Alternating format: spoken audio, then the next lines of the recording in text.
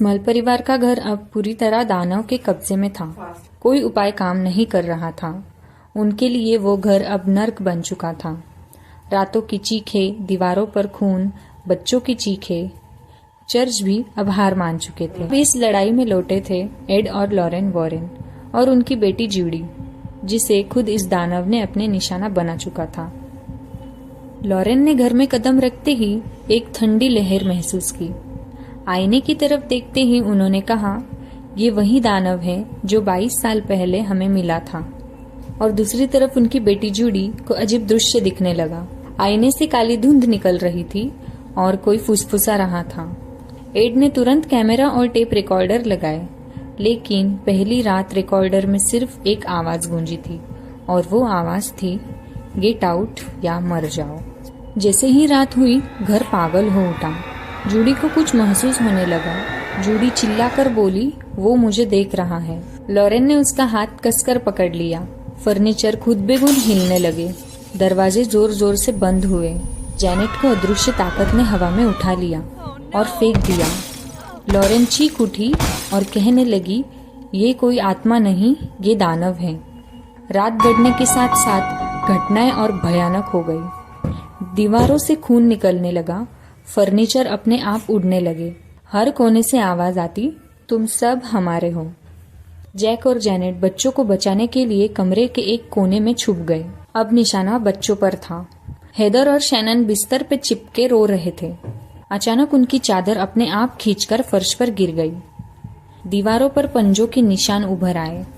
डरावनी परछाई धीरे धीरे कमरे में दिखने लगी और दूसरी तरफ एड और लॉरेन ने पवित्र जल छिड़कना शुरू किया। लेकिन अचानक जूडी हवा में उठने लगी, मानो कोई उसे खींच रहा है। लॉरेन रो पड़ी और कहने लगी, तुम्हें वो नहीं ले सकता जूडी। एड ने जोर से क्रूस उठाकर कहा, भगवान के नाम पर इस घर से निकल जाओ। एड ने आईना हटाने की कोशिश की, लेकिन जैसे ही उन्होंने उसे पकड़ा, उनके हाथ से खून बहने लगा। लॉरेन ने देखा, आईने में पूरा परिवार खड़ा है, लेकिन सबकी आंखें काली थी और चेहरों पर सिर्फ नफरत। जैसे ही प्रार्थना शुरू हुई, पूरा घर कांपने लगा। खिड़कियां टूट गई, लाइट्स चली गई। आईने में लाल धुआं बाहर आया और उसमें से एक विकृत चेहरा उभर आया। वो दानव अब सामने था। दानव ने जैक को दीवार से पटक दिया। जैनेट की चीख पूरे घर में गूंजी। जूडी का शरीर धीरे धीरे ठंडा पड़ रहा था। लॉरेन चिल्लाई, एड जल्दी करो। एड ने पूरा जोर लगाकर पवित्र जल आईने पर डाला। पूरे घर में चीखे और शोर गूंज उठा। आईना कांपने लगा और फिर टुकड़ों में टूट गया। उसके टूटते ही दानव की चीखें पूरे मोहल्ले तक सुनाई दी। रोशनी ने अचानक घर को घेर लिया और सब शांत हो गया। स्मल परिवार जमीन पर बैठा था, लेकिन जिंदा था। जूडी धीरे धीरे होश में आई। एड और लॉरेन ने राहत की सांस ली। अब घर शांत था। स्मल परिवार ने राहत की सांस ली, लेकिन लॉरेन ने आईने का टूटा टुकड़ा उठाकर बोली, ये युद्ध अभी खत्म नहीं हुआ है, ये दानव अभी भी जिंदा है।